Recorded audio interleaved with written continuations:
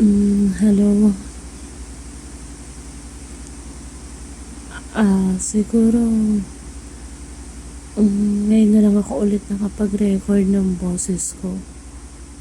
Na-miss ko lang. And then, naalala ko lang, gusto ko lang kasi din ma-file para pagdating ng panahon or dadating yung panahon na mapapakinggan ko pa rin siya kahit papano. Yung mga nangyayari sa buhay ko before, ganun.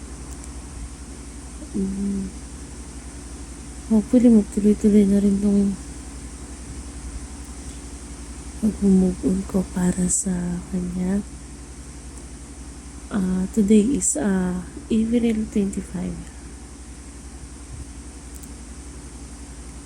On May, I think that's the last time or na makikita ko siya or makakasama ko siya. Sabi ko nga sa post ko, hindi man tayo okay ngayon, pero lagi mong wag mong kalilimutan na nandito lang ako palagi.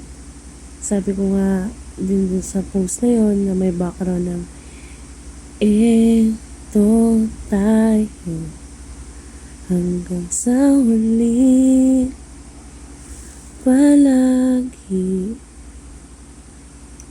Yun lang. Basta nandito lang ako palagi, ha. Huwag na huwag mong kalilimutan yan. Kahit nasan man ako. If you need me, nandito lang ako.